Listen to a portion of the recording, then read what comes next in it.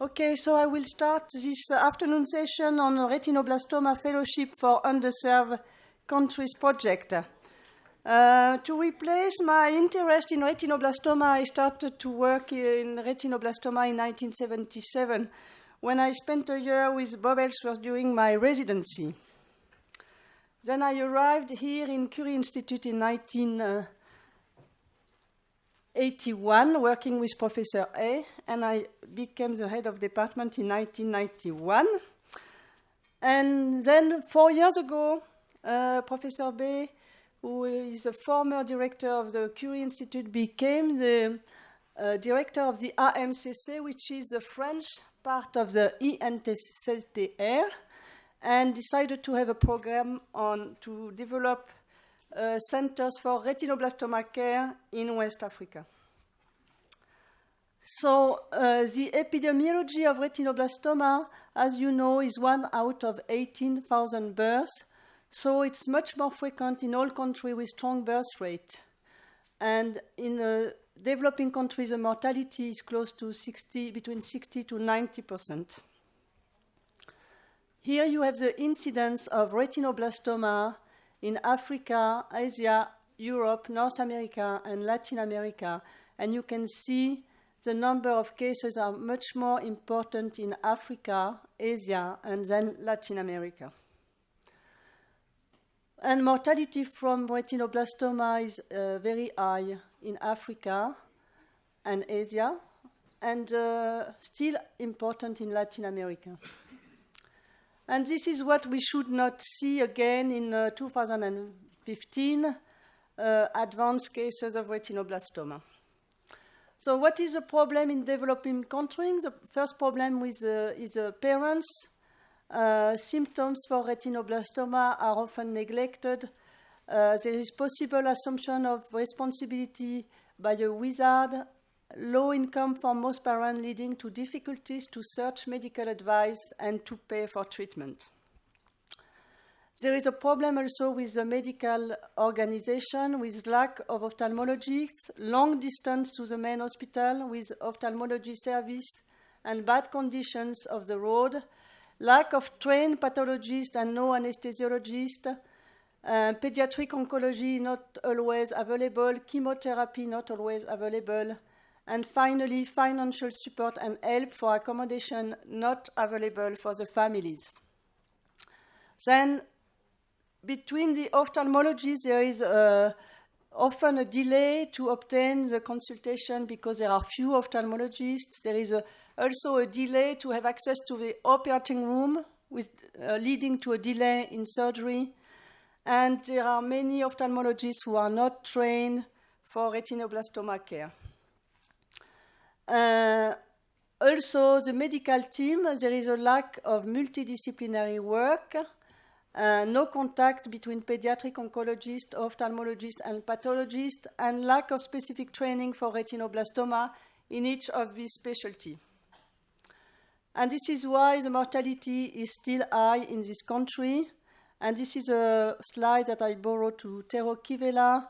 If every child with retinoblastoma would be referred to a tertiary care center, the mortality would decrease by 62. And when they reach equal expertise, mortality would decrease by 88%.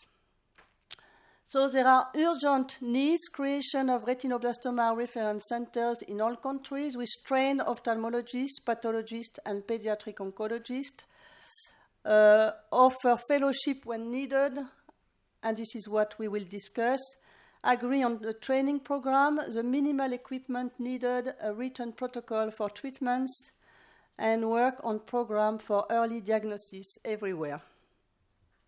Thank you very much.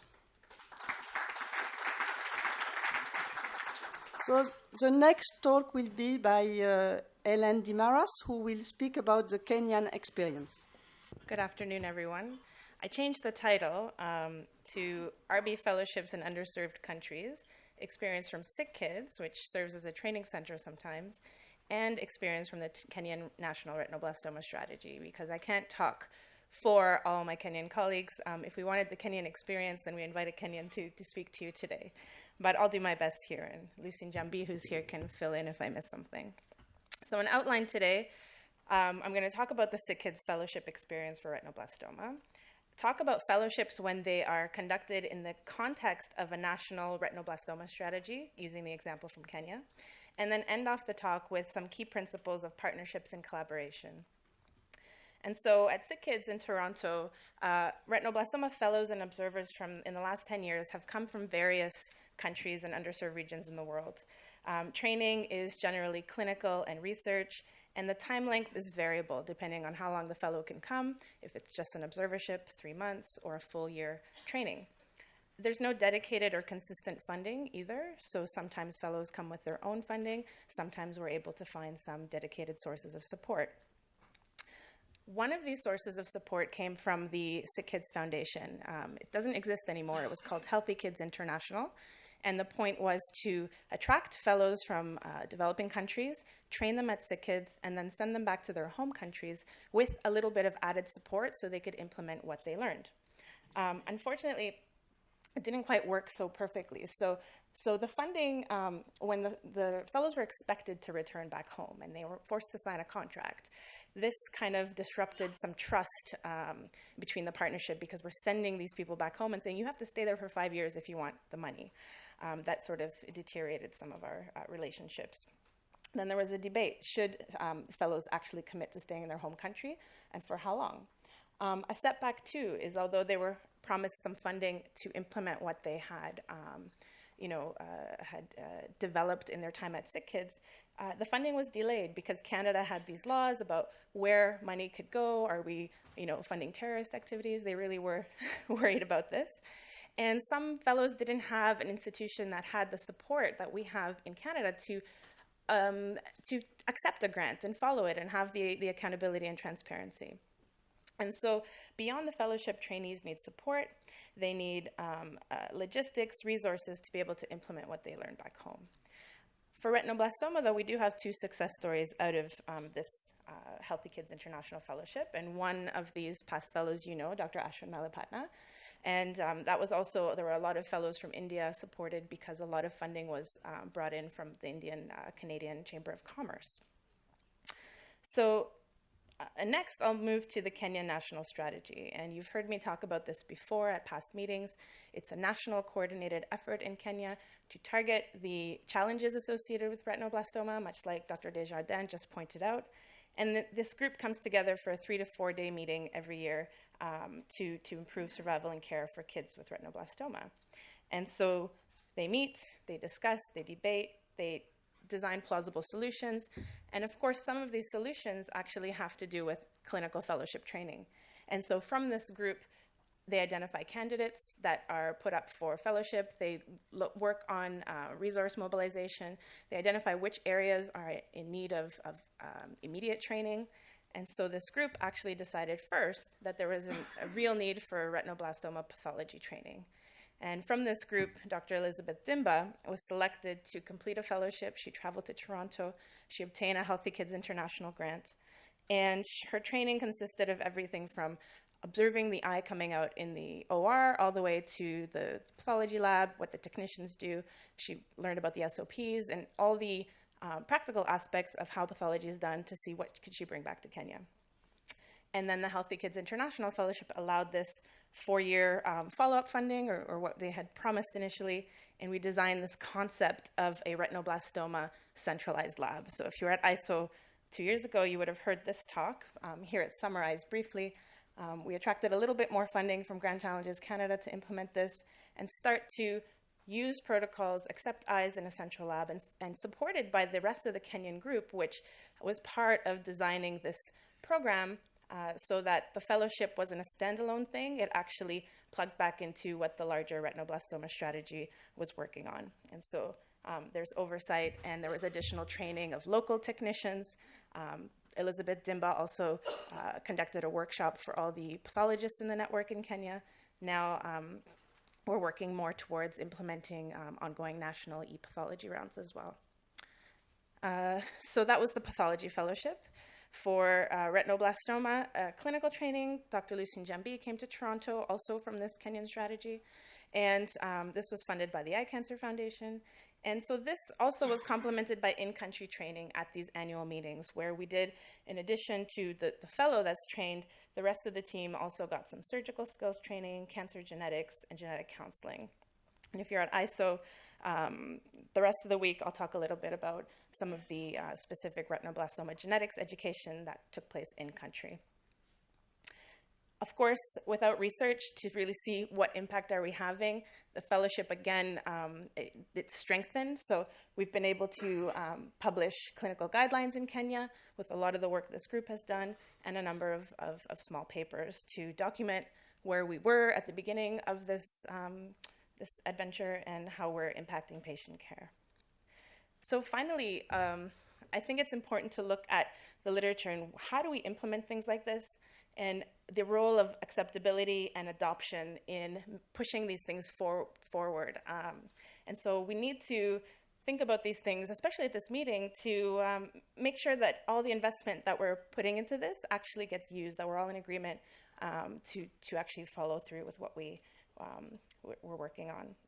And it's particularly true when we work in low resource settings, as for those of us who are members of high resource settings. And so there's a huge history in how countries in the West have participated in capacity building initiatives and sometimes overstep their boundaries and maybe cause more harm than good. So it's important to look at, are our partnerships really a mutual benefit? Are we allowing for the members of the partnership in the underserved regions to have a voice and speak up and tell us when maybe we think this fellowship should be structured in this way, but it would work a lot better in a different way. And there's a lot of research that we could look towards and how successful partnerships internationally are made. And so I won't go through all of this, but I had given them to Paul to distribute to the rest of you. So sorry I went a little over, and be happy for questions right after. Thanks.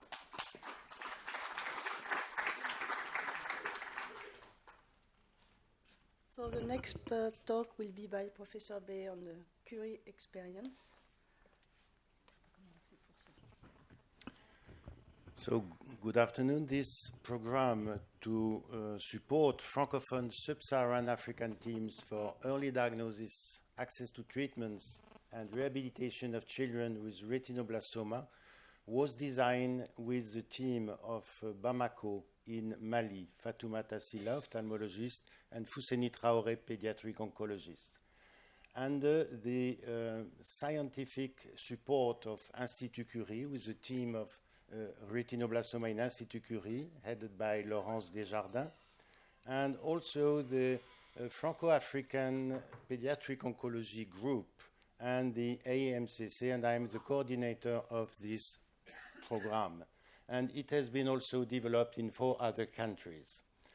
So we build a network of the 5 African teams, and we had also a financial support, which is, of course, absolutely necessary, mainly by the foundation Sanofi Espoir.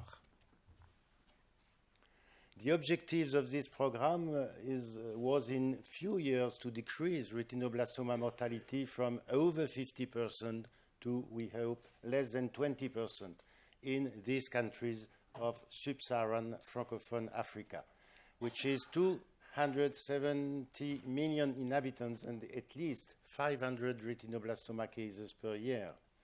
To implement ocular prosthesis after enucleation, because we identify this as a real problem for the parents who refused the enucleation when diagnosis is done earlier, and develop conservative treatments. And this by supporting on-site referent multidisciplinary teams for the early care of patients, teaching and research in the field of retinoblastoma. The prerequisite to implement a program in the country is that there is an pediatric oncology unit supported by GFAOP and a motivated ophthalmologist, of course, in countries with at least 20 to 25 cases of retinoblastoma per year. And some aspects of the program, additional training in Paris for the referent team, ophthalmologists in Curie, pathologists in 3 hospitals, including Curie, and prostatists in a private cabinet in Paris. ensure the means to guarantee a rapid access to the competent team and to the diagnostic and therapeutic necessary acts, and especially for anesthesiologists, which is a real problem in most of these countries, surgery, pathology, and so on.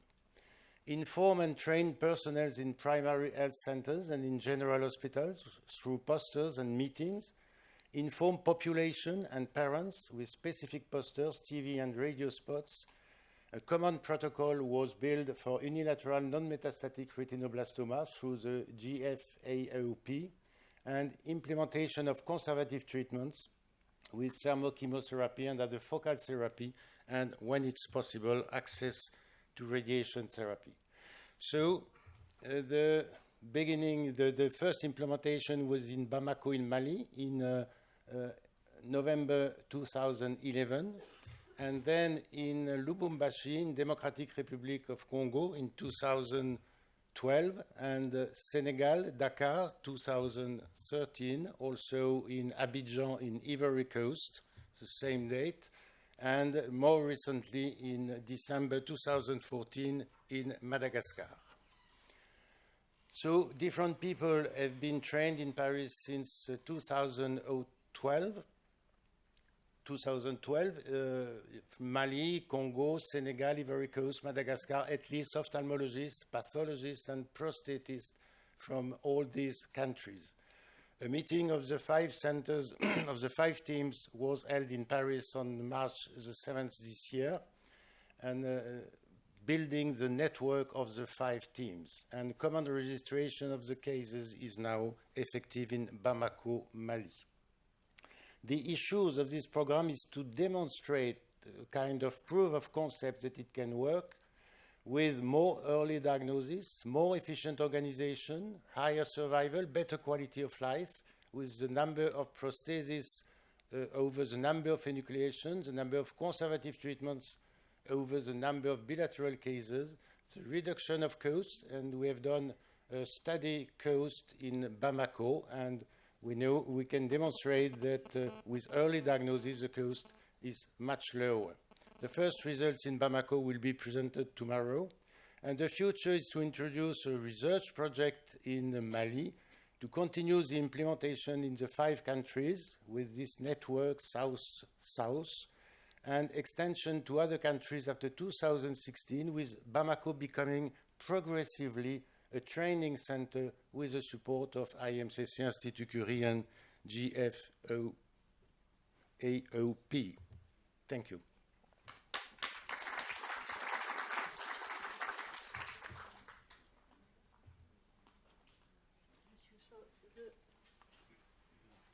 The next paper will be by Santosh Onavar on the cost and efficacy of training in developing countries. Good afternoon. Retinoblastoma, as you heard already, has variable mortality ranging from less than 2% in developed world to more than 60% in Asia and Africa. Early diagnosis is the key to this disease, and of course, excess of care is more important. Good care would mean an integrated ocular oncology facility with retinoblastoma's focus center, with a trained ocular oncologist managing patients with cost-effective treatment protocol.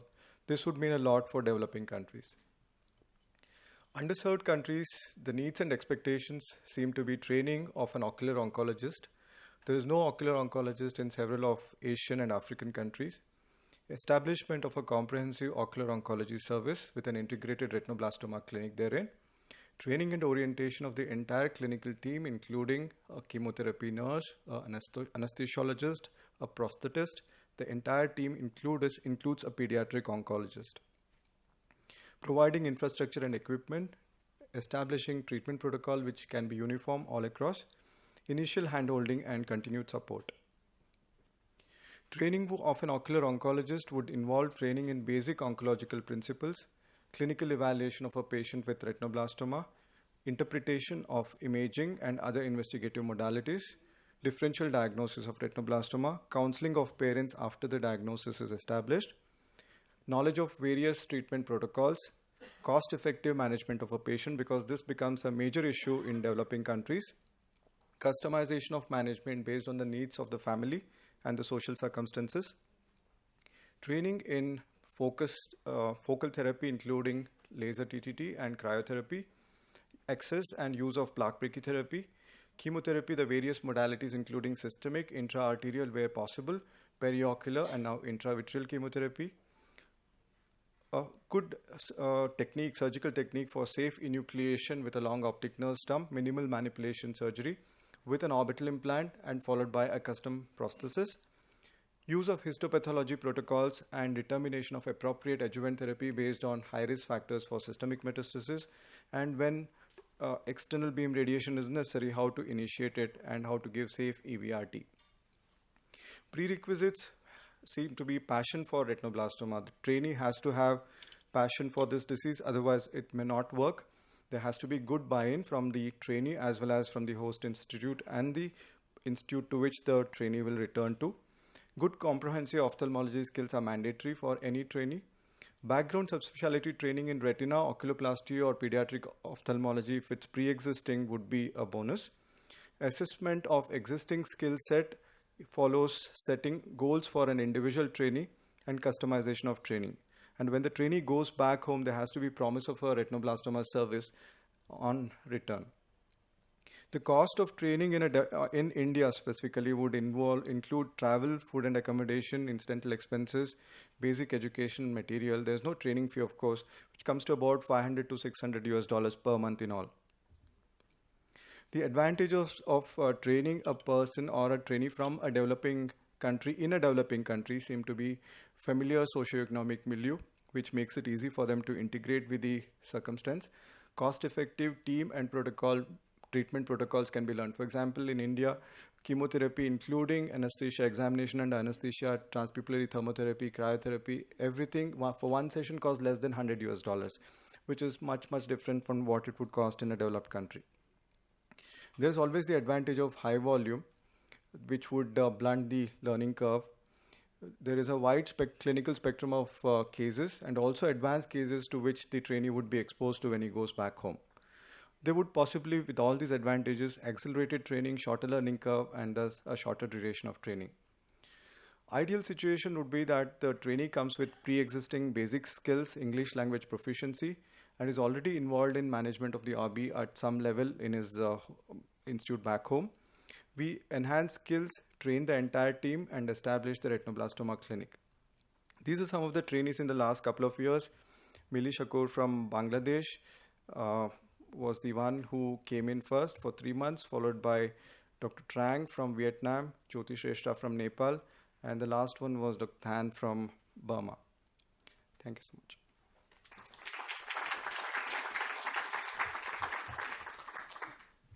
The next speaker will be Dr. Hans Krosnikos, providing pathology to underserved countries.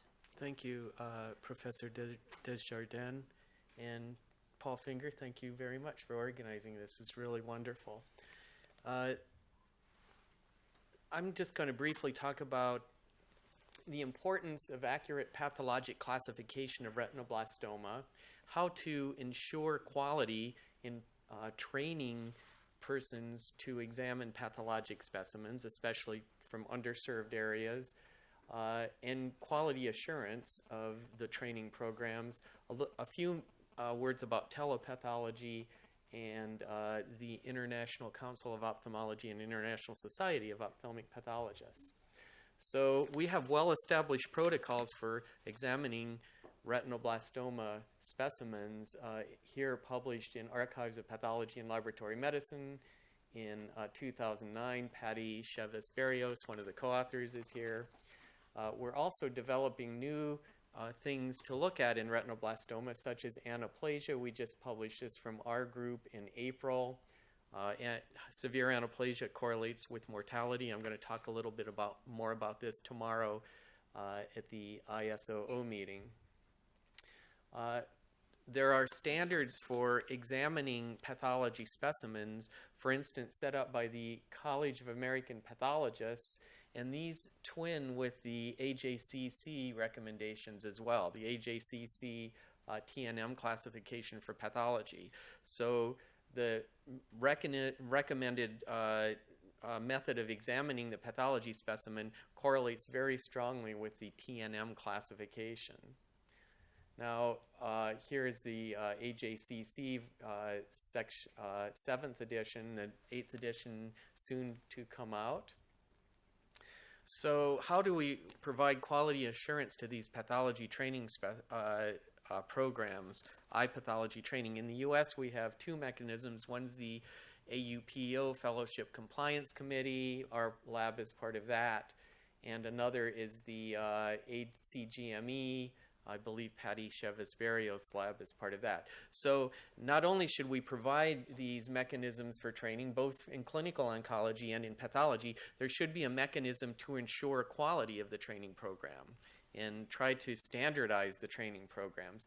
And these are just two ways to do it, and I'm sure there are others. Now, we already heard a little bit from Helen about telepathology. That's probably going to become more and more important in the future. This is the AAOOP website. There's a perio imaging section here. So one way to evaluate pathology specimens in underserved areas is to send the specimen to a well-qualified eye pathology lab. It can either be sent directly in the mail, a glass slide, or via telepathology, as we see here. And the other important mechanism is training the fellow. As we heard several examples of that, actually very good examples from the Curie Institute, from Hospital for Sick Children, and also from Santos's program.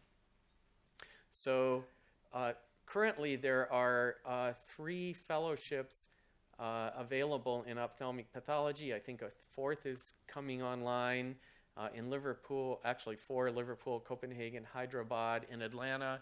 Peter Gable's going to talk a little bit more about this, and perhaps there's a way to integrate the existing programs and learn from them the programs we heard earlier. So this is one mechanism for training not only ocular oncologists but ocular pathologists in retinoblastoma. Also, there is the International Society of Ophthalmic Pathology, and Sarah Coupland's the president of this organization, and I believe this organization should be involved with the training of international ophthalmic pathologists as well. So I'm pretty much under the gun here. I probably have about 30 seconds left, so I'll just give my 30 seconds to the next speaker.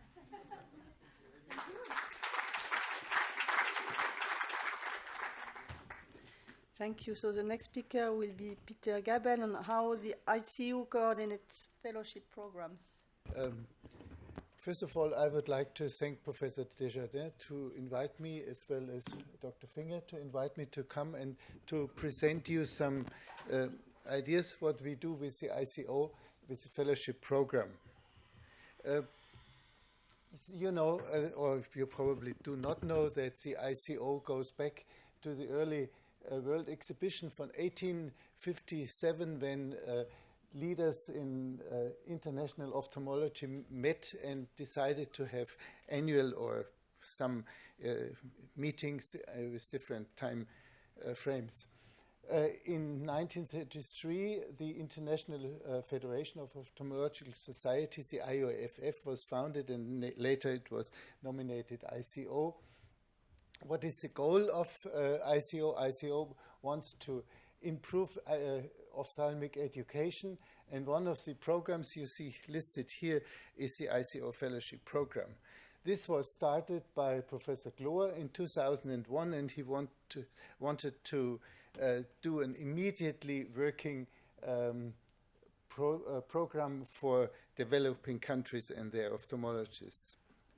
Now we have the idea is to improve the eye care in the developing countries and training these young people to international standards, focal training in some specialties, and the fellows have to prove that they go back after their training, and that is done in accordance with their chairman.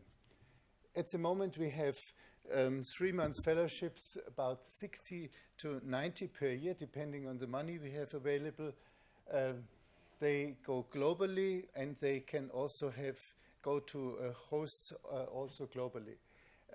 We have also three one-year fellowships, the so-called Helmerich fellowships by the Retina Research Foundation. They are also globally, and we have some so-called what we call sandwich fellowships, 1 or 2 a year, which means that the host can ask for a continuing support, and this would mean the host visits the place of the applicant, then the applicant has another 3 months, and then the host goes back and sees what has changed during this training. These are the host places we have already all over the world. As you can see, at the moment, 102.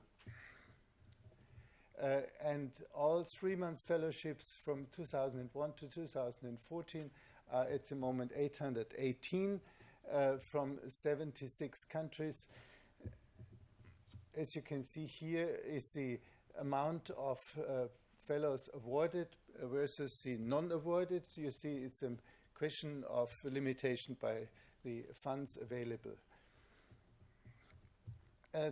We have now, since 2 years, we have the whole application as an online application.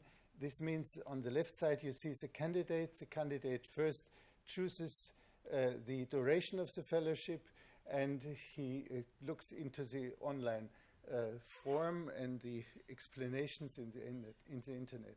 And then he sends his application that we can see if he's eligible or not, and we decide then if he's eligible, he can contact the hosts, which are in the internet as well, and then he can ask the host, can I come during the period, let's say next year, first half of next year, to your place? And if he gets an acceptance and a proposed dates, he can really submit his application to us, and we collect these applications twice a year with deadlines in March and September, and we give some score points to every applicant, and finally we decide together with the fellowship board, which are external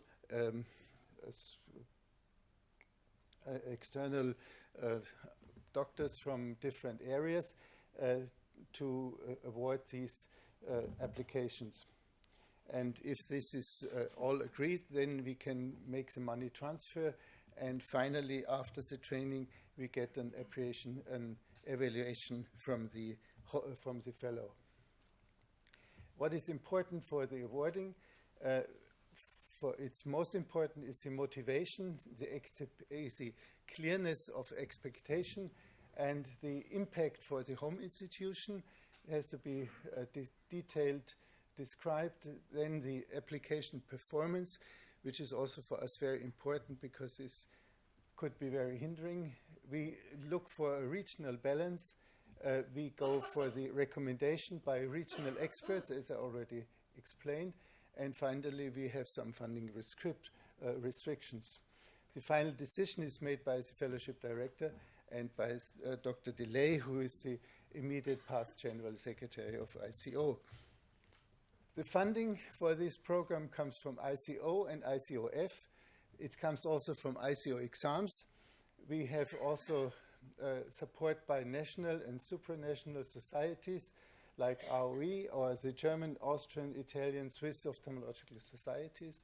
We have certainly some help by industry and NGOs, for example, the Fred Hollers Foundation from Australia, or the Chinese Lifeline Express by Nelly Fong, and Rotary clubs and some private sponsors. Concerning ocular pathology, I looked how many we had in this subspecialty, and since 2002 there were 34 fellows trained for ocular pathology, ocular oncology, and in this respect also oculoplastic. The fellowship program is an immediately effective program, and it's highly appreciated by many people. Thank you so much.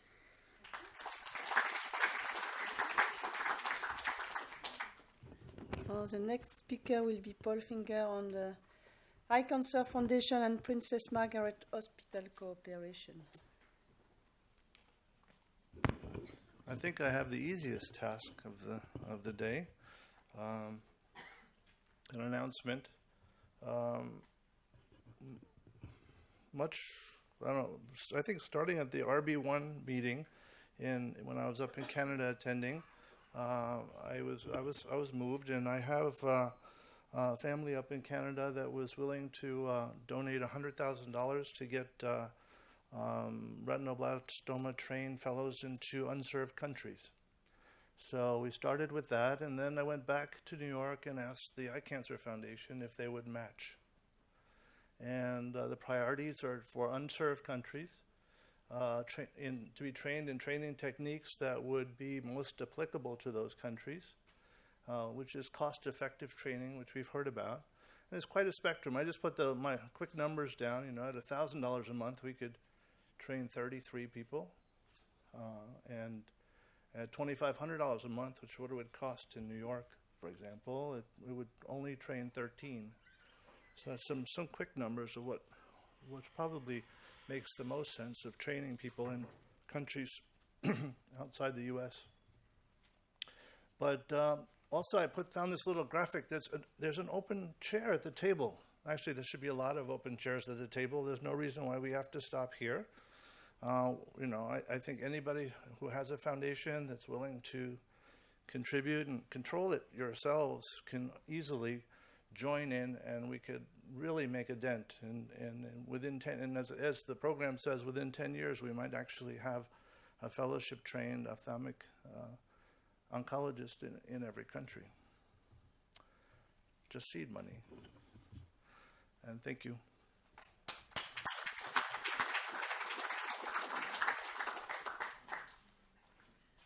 Thank you. So we have 15 minutes left for question. Are there questions in the audience? Yes, one question first. Hi, that was very interesting. In London, we've recently been asked by Indonesia, a group in Indonesia, to come over and observe. And my first remark was, why don't they go to India, to Hyderabad with Santosh or whatever, because it would be a similar environment to where they were working. But I think we've got to remember that in all hospitals, whether in underserved or served countries, there's a lot of politics behind who goes, who actually makes a difference, whether they come back and can actually do anything when they come back. So within that hierarchy, they wanted them to come to London. And then we had a multidisciplinary meeting about it with all the oncologists and so forth. And they said, well, an oncologist should come as well. So now we're going to have 2 observers for 2 months coming along. And I think the point I just want to make is that it should be a team. I think one person going back can be very difficult to move things along, but 2 members from ophthalmology and oncology could actually make a difference. Yeah. That's all. Obviously, pathology would be good as well. Yeah. Our experience was that it was important to have the pathologist trained, the pediatric oncologist, and the ophthalmologist, the 3 of them. And I think what we noticed is that it's important to have people, ophthalmologists or pediatric oncologists, already involved in the treatment of retinoblastoma before they come, because then they learn much more if they are already involved in the treatment. And the difficulty is for them to find the time to be able to come, because most of the time they have already a lot of patients in treatment in their country, and it's difficult for them to come more than 1 or 2 months. So I don't know if somebody else has questions or comments. Yes. Another comment. I am Maria Manquez. I am from Chile, a non-developed country. And I was trained as a clinical fellow at Oncology Service, supported by Pan American Foundation. And then I performed a 3-month fellowship in pathology with Dr. Eagle, supported by International Council of Ophthalmology. And then when I came back to my country, we worked a lot. We started a good project. However, we are still enucleating patients, and there are a number of patients who died because of late diagnosis. Last meeting, we present an application that we had developed because the digital cameras now from a smartphone avoid the red reflex. They shoot a large number of flashes before the picture, so you cannot get the leukocoria unless you have a very large tumor. Yeah. And we have a much better version now, and we are working on that. And we invite all of you, especially those countries from Africa. Maybe we can work together and we can improve the version. Yeah. The most important issue is the leukocoria that you are detecting now on digital cameras is when you have a very large tumor, not the small one that you can avoid the death. Yeah, well, I think the programs for early diagnosis are very important. It's still important in developed countries because even in France we have sometimes late diagnosis. So we recently have a TV spot in France about leukocoria. But in developing countries, I think it's a very important part of the program because if you have early diagnosis, it's much cost-effective and very, very better result for the child than if you have late diagnosis. So late diagnosis is really something we have to stop. Can I make a comment as a radiation oncologist? I think it's fantastic, the training that you're doing for developing countries, for ocular oncologists and for pathologists and for pediatric oncologists. And I noticed that nobody mentioned the radiation oncologist. Now, having been in this field for about 40 years and having seen the development of a country that has mainly late disease, you have to work through that late disease to get the early disease presenting. You need your radiation oncologist. So I think it's fantastic, all the training, but I think you're going to have to involve your radiation oncologist as well. I know that radiotherapy is a dirty word in retinoblastoma in developed countries where we have so many other techniques that we can get away from it. But in your developing countries, no, you can't get away from using your radiotherapy. It's an essential part of the management if you're going to save lives.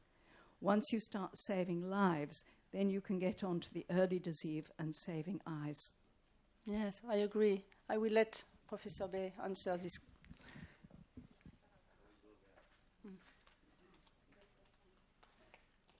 I totally agree with you, as I am a radiation oncologist too. But unfortunately, in the countries where we developed the program in sub-Saharan Africa, there is only one with radiation therapy, and it's only 6 months ago.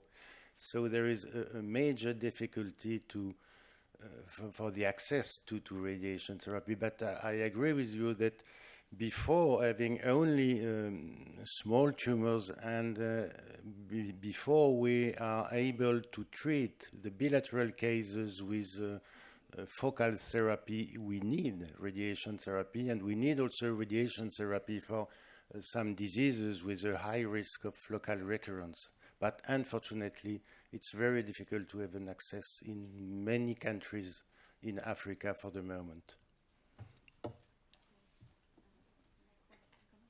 So I'd just like to make one comment, Laurence. Oh, okay.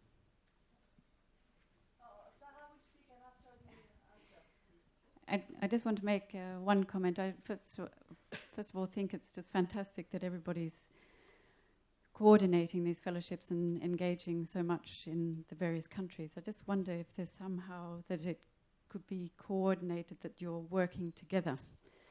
And that perhaps together you might be able to achieve more. I'm also on the ARVO Trustees Board and the International Committee of ARVO, and they are very keen to engage with various organizations to improve the engagement of ARVO across the world, including with ICO. And I think there have been preliminary discussions already about that. And I think also, as you probably know, those who attend the ARVO, there's the Champilamo Foundation Award, and that's given 1 year for science and 1 year for humanitarian outreach. And the Champilimo Foundation, which is based in Lisbon, has a large amount of money. And Peter was speaking before about ICO and the restrictions in money. And I'm just wondering if you were to be able to coordinate an effort, you could actually put in an application to them to help obtain more funding through the Champilimo Foundation for further activities across the world, India, Africa, South America, wherever.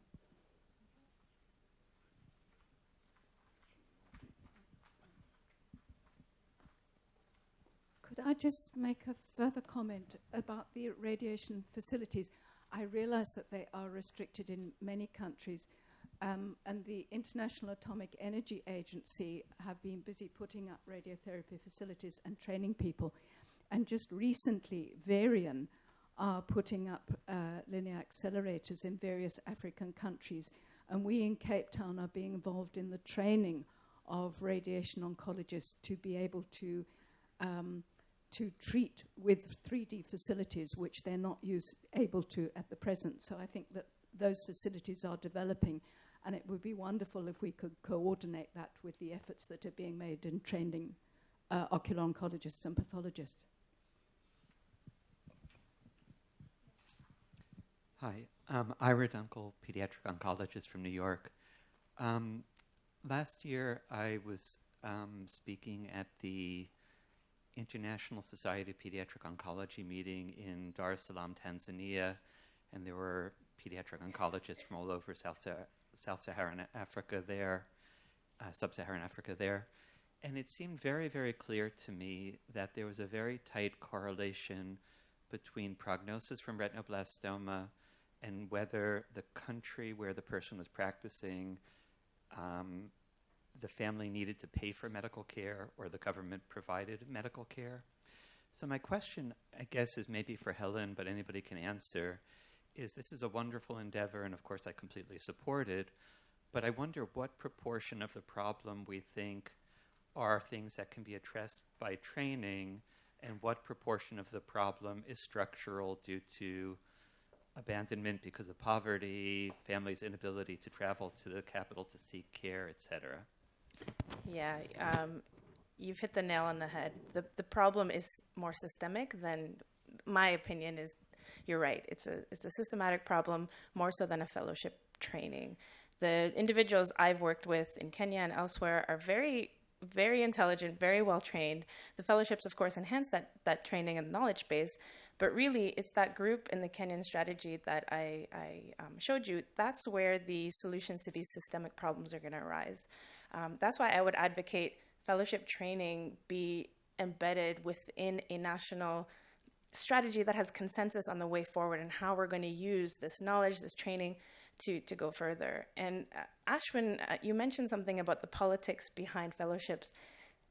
That's a very big thing. It's a very big network you're exposed to when you go to a big institution like yours, as opposed to doing training elsewhere. Even if the training may be the same, that network that someone from a developing country may be exposed to by simply engaging with you may be worth a lot more. Is that really what's needed? I don't know. So they're tough questions I don't have the answer to, but maybe we can start discussing some things a little more openly to get to the root of the matter. Well, I think the problem are all mixed together.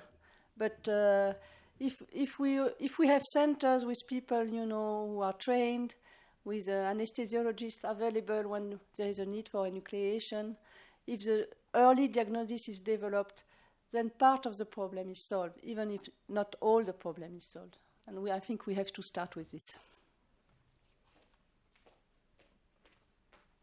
Any more questions or comments? Yes? Thank you. Actually, I have a comment on choosing the fellow. One of the important points that the center who is going to train this fellow is to take into consideration the place where he's going to work back into. Does he have the facilities? Because what is the point in training a person, and then he goes back and he doesn't have the facilities for those techniques, for example? Yeah, well, I think also it's also part of the program. It's you work on the training, and you also work on finding some money to buy the equipments. Yeah, because all the fellowship programs have this, take this into consideration. I mean, and I think it's very important to make sure that they have the equipment when they go back to their hospital. Otherwise, they cannot work. I think this is we try to take in consideration if we award the people, and we try also to increase the awareness of the problem of retinoblastoma in the countries. I mean, there are many problems involved, but I mean, it's not enough to do paperwork on that, but really to produce immediate effective programs. One word, let me say, to the word fellowship. I mean, this was chosen by Professor Glor, and it was his baby, and he called it fellowship. I'm completely aware this is not a fellowship in US terms, but I cannot change this. I would murder him if I would change that.